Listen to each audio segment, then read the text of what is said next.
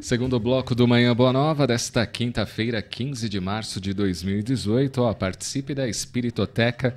São centenas de livros reservados para entrega, além dos padrinhos. Agora a campanha tem uma madrinha que é a Delmar Franco. Vários locais já se tornaram parceiros da Espiritoteca e vão receber os livros espíritas. E a FEAL abriu mão dos lucros destes livros e tem colocado aí toda a sua força de trabalho em ação para que a campanha possa iluminar muitas mentes. Participe, Espiritoteca, a partir de R$12. A sua contribuição já é válida para que mais pessoas possam ter contato com o livro espírita. Acesse a imundomaior.com.br ou ligue 0 operadora 11 4966 5775. É a campanha Espiritoteca. Como filósofo, qual livro mais lhe agrada na doutrina espírita?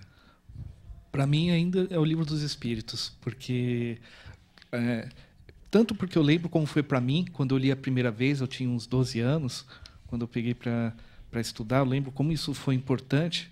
Mas o Livro dos Espíritos é o saco sem fundo, né? Quanto mais você abre, quanto mais você lê, mais você reflete. Pessoalmente eu ainda estou lendo, porque estudando ainda tem muito conteúdo, e quando a gente apreende o conhecimento pela lógica, pela própria estrutura de perguntas e respostas, você parte do princípio da criação, você não só conhece no sentido de eu li, mas você apreende, você coloca isso para você e permite te refletir para tomar suas decisões. Por isso que, para mim, o Livro dos Espíritos ainda é top aí. E você, Deise? A gente já te perguntou isso, mas é sempre bom relembrar. Sempre bom. Olha, apesar de tudo, de ter sido mexida, mas eu adoro a Gênese. Eu gosto também. muito do Livro dos Espíritos, porque é a base, né? A base da doutrina. Mas para estudo, assim, para refletir e ir um pouquinho mais além, eu gosto muito da Gênese. E estou adorando esse estudo que o povo aí está fazendo. Você junto com o Paulo Henrique aqui. Estamos aí. Maravilhoso. E em breve a FEAL vai lançar aí a edição, né? A FEAL traduzida pelo Carlos de Brito em Baçaí. Meu orgulho, viu? Fiquei bastante orgulhosa. FEAL saiu na frente aí. É, isso aí. Nossa, excelente, excelente. O pessoal ainda tá meio assim, como assim mexeram? O pessoal do centro, como assim mexeram na Gênese? Quem que mexeram? O Tiago está fazendo estudo comparado, né? Sim, eu pego as duas edições, como eu leio em francês, então, tanto usando as traduções em português para ajudar, mas principalmente francês e comparativo de textos. E, por exemplo, o capítulo 1 tem uma premissa. Eu não vou falar, deixar curiosidade para quando eu fazer, mas a ausência de uma premissa na quinta edição torna o capítulo sobre Deus um pouquinho mais frágil. Então, algumas dúvidas que provavelmente quem está ouvindo, ao ler o capítulo sobre Deus da Gênese e ficou em dúvida, lendo a quarta edição vai responder. Olha aí, então aguardem a edição da FEAL, a Gênese restaurada, a tradução do Carlos de Brito em Baçaí, que em breve aí a FEAL vai estar lançando, disponibilizando no mercado. A gente nem tinha combinado de falar isso. É isso. verdade, surgiu, né? Surgiu agora. Você que foi a médium, é importante. É importante mesmo. Que bom sempre, em todos os meios de comunicação, se falar sobre isso, né? Você que foi a médium. Tá vendo? Vamos com o Celso Santos agora? Você sabia no Manhã Boa Nova? Confere aí. Você sabia? Com Celso Santos. Olá, ouvinte da rede Boa Nova de rádio e telespectador da TV Mundo Maior. O tema desta semana, perseverança. Muitas vezes nos sentimos abatidos, chateados com alguma coisa e com isso abrimos nossa guarda para o desânimo. Você sabia que a única maneira de seguirmos em frente estimulados é estimularmos a nós mesmos? No quadro de hoje, 8 dicas para impulsionarmos os nossos pensamentos, sentimentos e ações ao mais alto. Primeira, Ao invés de perguntar coisas como por que isso aconteceu comigo ou por que é tão difícil, que tal efetuar perguntas construtivas, baseadas no aprendizado e nas prioridades e que podem dar a você a perspectiva correta para ajudá-lo a superar a situação. Segunda, não se foque nos erros. Tome decisões melhores hoje e siga em frente. Terceira, é possível encontrar força e apoio em pessoas que você considera. Crie uma nova perspectiva e lembre-se, você não está só. Quarta dica, tenha certeza que há inúmeras maneiras de crescer nessas habilidades naturais e ainda descobrir novos potenciais em você. Quinta, faça pequenas coisas que podem trazer mais paz e menos ansiedade, como um passeio no parque, exercícios físicos, passar tempo com pessoas queridas e até mesmo aquele banho quente e relaxante. Sexta dica, questione-se o que realmente significa sucesso e felicidade para você. Sétima, tenha fé e atitude. A esperança de que os problemas irão ser resolvidos não deve cessar nunca. Oitava e última dica de hoje, persiga seus sonhos com todo o seu coração e use as dificuldades como mais motivos para seguir em frente e aproveitar a vitória quando ela chegar. Amigo ouvinte, amigo telespectador, qual é a chave para a perseverança? Vá um passo de cada vez e você cruzará a linha de chegada. Reflita, os vencedores nunca desistem e os desistentes nunca ganham. Amanhã, aqui no Manhã Boa Nova, no quadro Você Sabia, mais informações sobre perseverança. Forte abraço e até amanhã. Falando mal do cara. Estamos de volta aqui. O bate-papo continua, né? Durante o quadro, falando. O Tiago, ele como fala francês, né? Oui. Ele estuda a história do espiritismo e tem histórias aqui que ocorreram, né? Verídicas. E às vezes ele vai soltando aqui nos intervalos do programa. Nós estamos aqui bebendo, absorvendo dessa Agora companhia. conta essa história aí das 3 médiums. Então, a primeira edição do Livro dos Espíritos foi feita principalmente pelas irmãs Baudin e por uma sonâmbula, a Madame Jaffer. E depois ela se afastou do Kardec e anos depois ela deu uma entrevista para o Alexander Aksakov, que nós conhecemos pelo Animismo e Espiritismo. Sim. Criticando o Kardec, porque, eu ia lá, dava as mensagens, não recebi dinheiro nenhum pelo Livro dos Espíritos, ele achava que as mensagens eram dele, aí ele questionava o que os espíritos falavam. Como assim, né?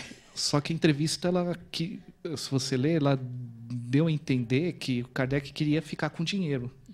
Foi que, inclusive, por isso que o Alexander Aksakov ficou com uma certa desconfiança com o espiritismo inicialmente. Então, a gente vê o que, às vezes, pode acontecer, inclusive nas casas espíritas ou em nosso movimento hoje, às vezes, questões individuais. Aí a missão fica de lado, né? Entrar bem agora naquela coisa da missão. O médium se sente ali o máximo e não aceita qualquer tipo de questionamento. A cerejinha, né? Cerejinha em cima do bolo. É legal, não sabia dessa entrevista. Olha só, ela queria ser paga pela... Era o costume da época. Passei horas ali com aqueles senhores e nem recebi um café, agradinho. Ela vivia do sonambulismo induzido, do fenômeno do sonambulismo induzido, era uma dos sustentos dela. Olha, eu não sabia disso. E os russos ficaram com uma certa má impressão do espiritismo exatamente pelas palavras que ela levou, porque se ela conhecia o Kardec e começa a falar mal do sujeito, as pessoas começam a ter, sei lá, vão ler essa obra. Será que Aksakov teria tido uma atitude diferente devido ao espiritismo? Fica aí, né, a reflexão. A reflexão. Vamos falar agora do poder da oração, que ainda é subestimado. Quem ainda não aprendeu a realizar um monólogo com Deus e transformá-lo em diálogo interior? caminha soterrado nas paixões, sob tormentos inomináveis. Quem disse isso foi o espírito João Cleófas, pelo médium Divaldo Pereira Franco. Tempos atrás, William Reed, presidente da Fundação Médica Cristã, que possui mais de 3.000 médicos associados, disse que acreditava no poder da oração na hora da cirurgia. O médico obteve prova desta afirmação com seu filho de 2 anos. A criança estava com pneumonia e, de repente, parecia que ia morrer. Salvei-a com respiração artificial e, depois que pedi, ó Deus, não tire meu filho de mim. No Livro dos Espíritos, o codificador do Espiritismo Allan Kardec disserta sobre a prece na pergunta 658. Ele pergunta: a prece é agradável a Deus? E os espíritos responderam: a prece é um ato de adoração. Fazer preces a Deus é pensar nele, aproximar-se dele, pôr-se em comunicação com ele. Pela prece, podemos fazer 3 coisas: louvar, pedir e agradecer. Outro grande pensador da doutrina espírita também falou sobre a importância de orar. Foi Caibar Schutel. A prece de coração, feita com verdadeiro desejo de obter conhecimentos, favorece sobremodo a boa assistência espiritual. Deise, como é realmente este mecanismo da prece? O Criador nos ouve mesmo? Então, nós temos linha direta com ele e a gente não percebe isso. Quando nós vamos num centro ou em uma igreja, qualquer lugar, e nós nos recolhemos, ficamos em silêncio, silenciamos a nossa mente, porque muitas vezes a gente chega no centro e está escrito lá: o silêncio é prece. Depende do silêncio mental que você está fazendo. Eu posso estar em silêncio numa briga ali, uma guerra interna. Exatamente. Então, o silêncio é prece? Sim, mas é o silêncio mental. É aquela coisa de se interiorizar, pensar no lugar onde você está. O que eu vim fazer aqui? Né? Vim receber, vim doar, porque o passista também, aquele médium que vai dar passe, é muito, ele precisa muito se conscientizar dessa conexão, exatamente. Se nós não nos interiorizarmos e não nos conectarmos, que vai ser bem a discussão aí, dia 21, que vai ser bárbara, né? Mas essa conexão, nós estamos 24 horas ligados à espiritualidade. Paulo de Tarso, ele nos disse que estamos cercados por uma nuvem de testemunhas. E essa nuvem de testemunhas invisíveis são esses espíritos, são essas energias que estão no ar, que nós realmente pegamos, absorvemos também. E quando nós vamos fazer uma prece, é essa interiorização, esse agradecimento. Jesus falava, quando você for fazer uma prece, entra no teu quarto e fecha a porta. Eu achei isso o máximo, quando Jesus pediu para entrar no teu quarto, o que significa nós entrarmos em nós. Vamos lá perceber o que eu quero pedir. O que eu quero agradecer? Porque às vezes a gente está tão cansado que nem lembra que preciso agradecer alguma coisa. Começa ali a oração e já apaga. Né? Pai nosso que estás aonde? Eu sempre brinco, né? Porque a pessoa está tão desligada, está tão desconectada da espiritualidade que começa a orar o Pai Nosso, Pai Nosso que estás aonde? E é isso mesmo, saber que nós somos seres especiais. Olha que gostoso. Não é para nós ficarmos orgulhosos disso. É para nós aprendermos a trabalhar com isso como irmãos, porque todos fomos criados da mesma forma. Uns crescem mais rápido, outros crescem um pouquinho mais devagar, mas a nossa fatalidade é evoluir. E se nós entrarmos na nossa casa e fecharmos a porta, nós encontramos Deus. Agora, existem informações do mundo espiritual, como que é esse mecanismo do atendimento, por exemplo, de uma oração? Para onde vai? Qual setor? Quais são os espíritos que analisam o pedido e depois ali, não, esse aqui tem mérito. Um correio. Existe alguma informação a respeito disso, Tiago? No próprio Evangelho segundo o Espiritismo, no penúltimo capítulo, sobre o modo de orar, Isso. antes da coletânea das preces espíritas, o que é a prece? É uma invocação. Quando fazemos uma prece, nós estamos entrando em um estado de ligação com Deus. E, através dos seus emissários, dos seus agentes, que são os espíritos superiores, eles vão nos ajudar a tomar as melhores decisões. Porque quem é responsável por nós? Nós. Nós temos o livre-arbítrio. O que os espíritos vão nos ajudar é mantermos a calma, mantermos a sintonia naquilo que é possível, naquilo que é melhor para nós. O que nem sempre é o que a gente pede. É o que a gente quer e o que a gente consegue enxergar como melhor enquanto estamos encarnados. Ninguém, quando está na escola fazendo aquela prova difícil, acha que aquilo é bom para si. Ninguém acha, mas posteriormente você aprendeu a escrever, você aprendeu a fazer cálculos, você verifica que isso é o melhor. Assim somos nós durante a nossa evolução. Então a prece ela é essencial, porque Deus sabe o que está ocorrendo conosco e tudo mais. Porém, nós é que nos precisamos nos ligar. Não é porque Deus sabe do que está ocorrendo que nós também não precisamos ter a disciplina mental dessa ligação.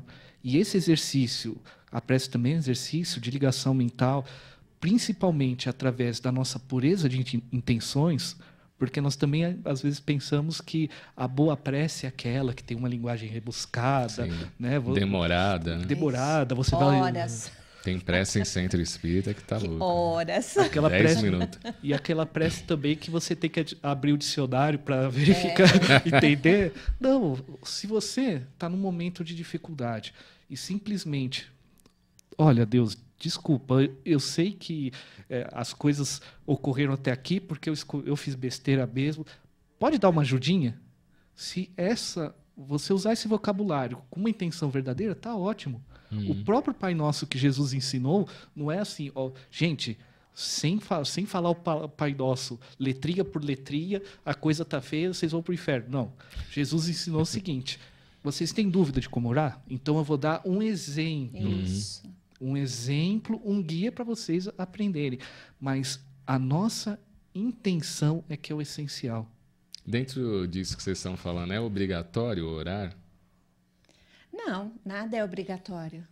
É obrigatório nós nos evoluir, né? Entender o nosso dia a dia, nos instruirmos. Para instruir, nós precisamos estudar. E a obrigatoriedade é instruir e amar. Nossa, são duas coisas que a gente não vai sair fora disso. E Nunca. de verdade, nunca. Quanto mais nós sabemos, nós vamos procurar, como ele falou, né? O Evangelho, o Livro dos Espíritos, é sempre uma coisa nova que a gente encontra de verdade. É sempre, quando nós vamos pesquisar, uma palavrinha diferenciada. Nossa, não tinha visto isso antes. Quem colocou aqui? Mas é isso mesmo. E essa prece, né? Quando nós falamos na casa espírita ou em qualquer outra casa, é como ele comentou, oi, paizão, tô aqui, dá uma mão aí. Por quê? Deus está vendo? Como é que Deus está vendo? Né? Para onde que segue esses caminhos, né? Como o Cláudio perguntou. Se nós acreditamos realmente em Deus e sabemos que Deus está na nossa consciência, então está todo mundo conectado, né? Uma grande rede. É uma grande rede. Como é que Deus sabe o que é bom para mim? Porque internamente eu carrego esse Deus. Eu sei que Deus está em mim. E se não for bom para mim, naquele momento eu não vou conseguir aquela determinada coisa, ou emprego, ou alguma coisa assim. Rezar para o meu time. Aliás, é melhor não falar em time. Rezar para o meu time Nem ganhar. Deus ajuda. Nem Deus ajuda. Meu Deus, meu time não. Ele gosta de perder para o Corinthians, né? Mas eu já vi. Oh, caramba! Saindo do futebol, mas eu já vi em família, por exemplo, a mãe orando para que o filho largasse a namorada, que ela não ia com a cara. Então, É atendido isso? Como pode ser atendido um absurdo desse, né? Orar para o meu time ganhar, orar porque eu quero que a tal pessoa se separe da outra pessoa. Nós somos ainda espíritos tão imperfeitos que nós ainda fazemos isso nas mínimas coisas. Nós, né? Nós não, aqui, nós três espíritos Espiritões. evoluidíssimos. Só que não, né? Mas nós estamos aprendendo aí, estamos aprendendo. Mas uma prece dessa nós não vamos fazer. Vamos supor que o filho está namorando com uma filha. Ai, vou rezar para... Não adianta. Não adianta. E nisso a gente vê a nossa inferioridade.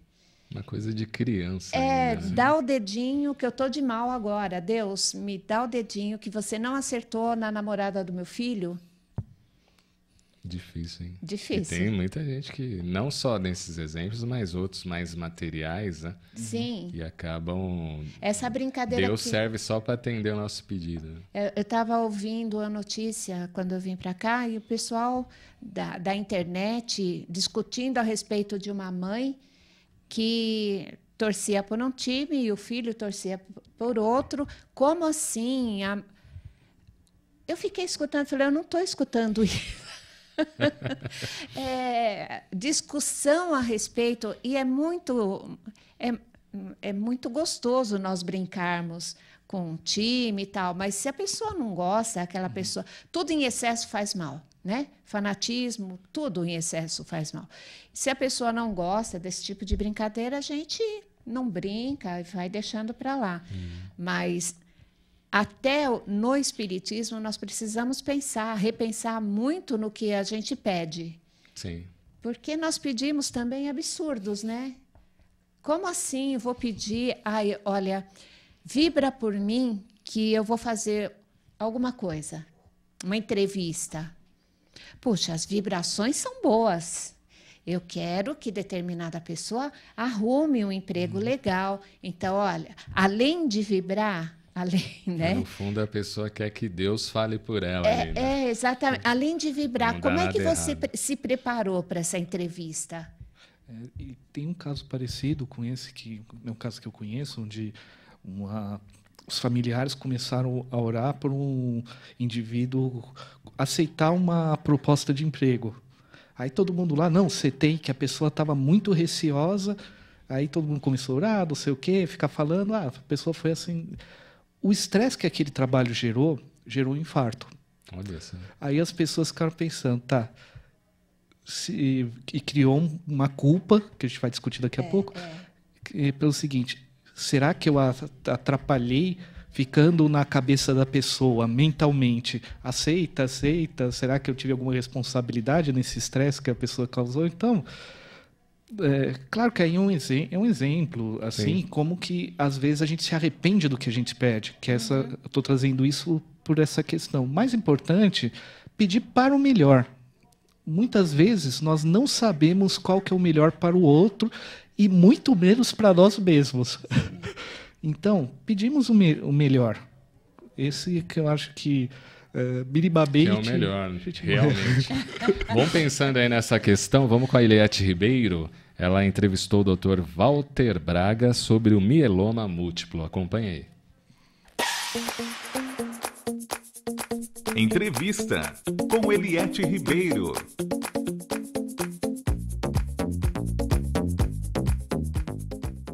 O mieloma múltiplo é um câncer raro de medula óssea e que afeta predominantemente indivíduos acima de 60 anos. Para conversar conosco, nós estamos em contato com o Dr. Walter Braga, que é hematologista responsável pelo ambulatório de mieloma múltiplo da Universidade Federal de São Paulo, Escola Paulista de Medicina, Unifesp, EPM. Dr. Walter, quais são os primeiros sintomas do mieloma múltiplo? O primeiro sintoma do mieloma múltiplo geralmente é uma dor óssea, uma dor em coluna, em algum dos ossos do corpo, e muitas vezes seguido de anemia, de um achado de anemia em exames de sangue do paciente. Então, esses são os dois principais sintomas iniciais do mieloma múltiplo. Doutor, nós fizemos referência aqui que ele afeta indivíduos acima de 60 anos. Por que essa doença acomete pessoas acima dessa idade? Na verdade, o aparecimento do mieloma múltiplo, ele se relaciona com processos do envelhecimento do nosso corpo, que acabam favorecendo ao desenvolvimento de tumores. No momento em que nós envelhecemos, nós ficamos mais predispostos ao desenvolvimento de tumores, de doenças neoplasias malignas, né? E o mieloma, ele tem essa característica de estar relacionado ao mecanismo de envelhecimento do corpo humano. Por isso, ele afeta essa faixa etária preferencial acima de 60 anos de idade. Mas nada impede que o indivíduo possa vir a ter um diagnóstico de mieloma numa faixa etária anterior a isso, porém é menos comum. A gente tem pacientes com 30, 40, 50 anos de idade que têm mieloma múltiplo, mas predominantemente ele afeta indivíduos com mais ou menos 60 anos de idade. Estamos de volta aqui, a participação da Eliette Ribeiro. Daqui a pouquinho a gente acompanha as outras partes aí da entrevista com o Dr. Walter Braga sobre o tema mieloma múltiplo. A gente falou aqui do 16º encontro dos amigos da Boa Nova, faltando 2 minutos aí para o intervalo. Tem as caravanas, né? O pessoal pode ir de caravana, depois retorna em grupo, muito mais bacana do que ir sozinho, né? Então, em Sorocaba, caravana Chico Xavier, você fala com a Sônia Gutierrez, 2104-9704. Zona Sul de São Paulo tem caravana de Santo Amaro. Você fala com a Cida, 5611-3445. Também em Sorocaba tem outra caravana, Lanceiros de Maria. Você fala com a Magnólia. Esta caravana vai sair do Centro Espírita Paz, Amor e Justiça, 4141-2636. E tem caravana em Osasco, caravana Grupo Espírita Irmã Marisa.